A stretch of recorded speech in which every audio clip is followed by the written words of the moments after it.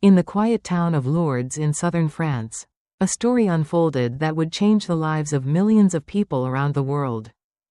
It was a story not about kings or great armies, but about a poor young girl, a mysterious vision, and a spring of water that would become one of the most famous places of healing in the history of Christianity. The young girl's name was Bernadette Soubirous. She was only 14 years old when the events began. Bernadette came from a family so poor that they lived in a small damp room that had once been used as a prison cell. Her father struggled to find work, and her mother worked tirelessly to feed the family. Bernadette herself was often sick. She suffered from asthma and was physically weak compared to other children. No one would have imagined that this fragile girl would one day become the center of one of the most extraordinary events in the history of the Catholic Church. In the winter of 1858, Bernadette went to gather firewood near a rocky grotto called Massabielle. What happened that day would soon attract thousands, and later millions, of pilgrims from around the world. Some would come seeking hope. Some would come seeking healing. And some would come simply to understand. But all of them would hear the same story. A young girl saw a beautiful lady. And a hidden spring began to flow from the earth. That place would later become the world-famous pilgrimage site known as the Sanctuary of Our Lady of Lourdes. And many people would claim that miracles happened there. In the year 1858, the small town of Lourdes in southern France was a quiet place surrounded by mountains and flowing rivers. Life there was simple, slow, and often difficult. Most people lived from small farms, mills, or simple labor. Wealth was rare, and many families struggled just to survive. Among those families was the humble household of Bernadette Soubirous. Bernadette was a 14-year-old girl with fragile health and a gentle heart. She was not strong like many other children. For most of her life she had suffered from asthma, and because of her illness she had missed many years of school. Reading and writing were difficult for her, and she often felt embarrassed when she could not answer questions in class. But what Bernadette lacked in education, she made up for in sincerity. Her eyes carried a quiet kindness. She rarely complained about her difficult life, even though her family lived in deep poverty. Her father, François Soubirous, had once owned a small mill, but after a series of financial troubles, he lost his business. Without work, the family was forced to move into an abandoned building that had once been used as a prison cell. The people of Lourdes called it the cachot. The room was cold and damp. The walls were dark with moisture, and the space was barely large enough for the entire family. During winter nights the wind crept through the cracks in the stone walls. Yet inside that poor room, something precious lived: faith. Bernadette's mother would gather the family in the evening to pray. A small candle would flicker in the darkness while the family recited the rosary together. For Bernadette, those moments were peaceful. Prayer gave her comfort when life felt uncertain. Many people in Lourdes saw Bernadette as just another poor village girl. She was quiet, shy, and often kept to herself. But deep within her heart, she carried a simple and sincere trust in God. Every Sunday, she tried her best to attend Mass in the local church. She loved the quiet atmosphere of the church, the soft glow of candles, and the feeling that God was close. Sometimes she would kneel in silence long after the Mass ended. No one noticed. No one imagined that this quiet girl would soon become known throughout the world. One cold morning in February of 1858, Bernadette went out with two friends to gather firewood near the river outside the town. Winter had been harsh that year, and the family needed wood to keep warm. The girls walked along the banks of the river where trees and rocky hills surrounded the countryside. Nearby stood a lonely rocky grotto known as Massabielle. It was a place most people ignored, a rough cave surrounded by wild bushes and stones. But on that day, something unusual was about to happen. Something that would change Bernadette's life forever. And eventually, it would change the lives of millions. It was the morning of February 11th, 1858. The winter air in the countryside near Lourdes was cold and quiet. The mountains stood still under the pale sky, and the river flowed slowly beside the rocky land. On that morning, Bernadette Soubirous walked with her sister and a friend to collect firewood. Their family needed wood for the cold days, and gathering it from the countryside was part of daily life. The girls followed the riverbank until they reached a place called Massabielle, a rocky grotto surrounded by wild bushes and stones. The place looked ordinary. Few people ever came there. Bernadette's companions crossed the small stream quickly and went ahead to gather wood. But Bernadette moved more slowly. Because of her asthma, she often struggled to keep up with others. As she bent down to remove her shoes so she could cross the cold water, something unexpected happened. She suddenly heard a strange sound. It was not the sound of the river. It was not the sound of the wind. It was something else. Bernadette looked up. At first she saw nothing. But then she noticed that the branches of a small tree near the grotto began to move gently. Even though the air around her seemed still, her heart began to beat faster. Slowly, she lifted her eyes toward the opening of the grotto. And then she saw something that would remain in her memory forever. Inside the rocky hollow of the cave stood a beautiful lady. The lady was dressed in white. Her robe shone softly in the dim light of the cave. Around her waist was a blue sash, and on each of her feet rested a golden rose. Her hands were joined in prayer. Bernadette felt no fear. Instead, she felt a deep peace. She instinctively reached into her pocket and took out her rosary. As Bernadette began to pray, the lady also moved her fingers along a rosary. The girl continued praying, her voice trembling but sincere. The moment seemed to exist outside of time. When the prayer ended, the vision slowly disappeared. The grotto became silent again. When Bernadette rejoined her friends, she tried to explain what she had seen. But the other girls were confused. They had seen nothing. At first, they thought Bernadette might have imagined the whole thing. Yet Bernadette herself felt certain of one thing. She had truly seen someone. Someone beautiful. Someone holy. And deep in her heart, she believed that the lady would return. What Bernadette did not yet understand was that this moment would soon become the beginning of one of the most famous spiritual events in the history of the Catholic world. The days after the first visions were not peaceful for Bernadette. Word began spreading throughout the small town of Lourdes. Some people believed her story. Others laughed and called it imagination. A few even said she was lying. But Bernadette did not change her story. Every time she returned to the grotto, she prayed quietly and waited. She never tried to convince anyone. She simply did what she believed the lady wanted. Then one cold morning in February 1858, something happened that would change everything. When Bernadette arrived at the grotto, she once again saw the lady in white standing inside the rock cave. The light around her was gentle but powerful, filling the small space with peace. Bernadette knelt down immediately and began praying the rosary. After the prayer, the lady spoke to her again. This time, the message was strange. The lady told Bernadette, "Go and drink at the spring. Wash yourself there."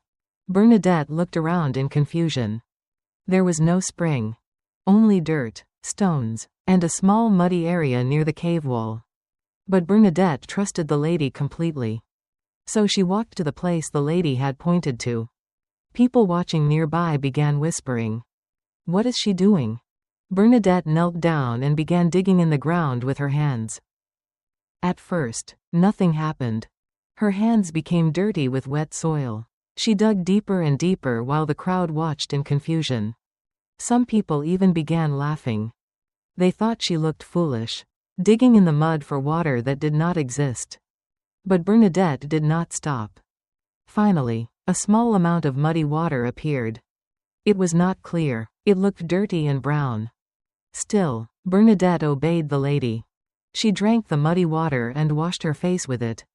The crowd gasped in disbelief. But Bernadette remained calm. She simply stood up and continued praying. Then something extraordinary began to happen. The next day, the muddy hole Bernadette had dug began filling with clearer water. More water slowly flowed from the ground. Within days, the small hole became a flowing spring. Clear water continued pouring from the earth, as if the ground itself had opened. People began coming from all over the region. They brought sick relatives, injured children, and those who had lost hope. Many prayed beside the spring. Some washed their wounds with the water. Others drank it with deep faith. And then the first reports of healing began. One woman with a severe illness suddenly recovered. Another man who could barely walk felt strength return to his legs. Doctors who came to investigate could not easily explain what was happening. The small muddy hole Bernadette dug had become something no one expected. A spring of hope. A spring of faith. A spring that would one day become known around the world as the healing water of Lourdes. But for Bernadette, the miracle was not the water. The miracle was obedience. She had simply trusted the lady. And because of that simple faith, the world would soon witness one of the greatest spiritual events in modern Catholic history. As the days passed, the small spring inside the grotto continued to flow. What had once been a muddy hole dug by a poor village girl was now becoming a place of hope for many people. News spread quickly across the countryside of southern France. People began traveling to Lourdes from nearby villages and towns. Some came out of curiosity. Some came because they were desperate. And some came because they had heard whispers of something miraculous. At first, the authorities were worried. Local officials and church leaders did not know what to believe. They questioned Bernadette many times. How can a simple girl see the Virgin Mary? Are you sure you are not imagining things? But Bernadette always answered in the same calm way. She simply told the truth of what she saw. She never exaggerated. She never changed her story. And most importantly, she never claimed the miracle was her own. She always said the lady was responsible. Meanwhile, people continued coming to the spring. One afternoon, a mother arrived carrying her very sick child. The child had been weak for a long time, and doctors could not help. With trembling hands, the mother gently placed the child in the water of the spring. The people nearby watched silently. The mother prayed with all her heart. Minutes passed. Then something unexpected happened. The child began to move. Slowly at first. Then more strongly. The mother cried with joy as she held her child again. Word of the healing spread quickly through the crowd. Soon more stories began to appear. A man who had suffered terrible pain for years washed himself in the spring and later said the pain was gone. Another woman who could barely walk felt strength return to her legs. Doctors came to observe carefully. Some were skeptical. They examined the people who claimed to be healed. They asked questions. They looked for natural explanations. But some cases were difficult to explain. The more people witnessed these events, the larger the crowds became. Pilgrims arrived from distant regions. They prayed together near the grotto. They sang hymns. They lit candles in hope. But through all of this attention, Bernadette remained the same humble girl. She did not seek fame. She did not try to become important. Often she stayed quietly in the background while people prayed near the spring. When asked how she felt about the miracles, she gave a simple answer. I am only the messenger. For Bernadette, the real purpose of the apparitions was not the water. It was faith. It was a call for people to pray, to repent, and to return to God. And in that small grotto in Lourdes, thousands of hearts began to rediscover hope. Years passed after the events at the grotto. But the memory of what happened in Lourdes never faded. The small town that once lived in quiet obscurity was now known across the world. Pilgrims came from every direction. They came by foot, by carriage, and later by train. They came seeking hope. They came seeking healing. And most of all, they came seeking faith. The spring that began as a muddy hole dug by a humble girl continued to flow day and night. Clear water poured from the earth just as it had on the first days. Thousands of people prayed beside it. Many claimed they were healed after touching the water. Some healings were simple. Others were extraordinary. Doctors and investigators carefully studied these events. They examined medical records. They questioned witnesses. They tried to find explanations. But some healings remained impossible to explain through science. Because of this, the Catholic Church began a long and careful investigation. Years of study followed. Witnesses were interviewed. Evidence was examined. Finally, the Church officially recognized the apparitions seen by Bernadette as authentic. The message of the Lady at Lourdes was accepted.